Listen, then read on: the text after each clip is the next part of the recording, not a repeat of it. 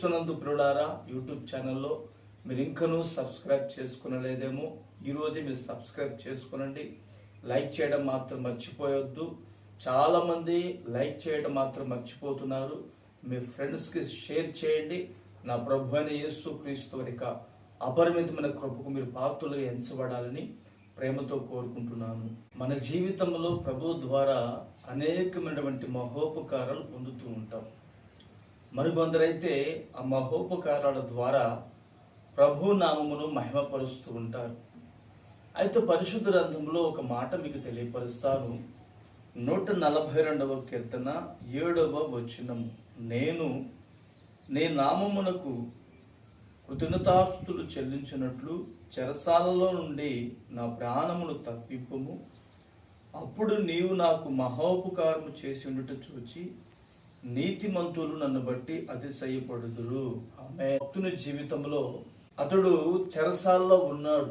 ఆ చెరసాల బంధకముల మధ్యలో ఉండి అతను విడుదల కొరకు ఎదురు చూస్తూ ఉన్నాడు.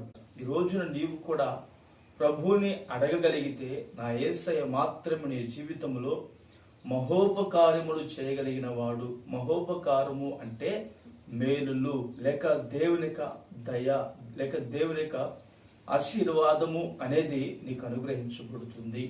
నా ప్రభు అయిన యేసు క్రీస్తు వారు నిశ్చయముగా మీ జీవితాలకు మహోపకారములు చేసి మీ కుటుంబాలను, మీ జీవితాలను ఆ బంధకం నుంచి విడుదల కలుగు చేసి తలగా మిమ్మల్ని నియమించును గాక.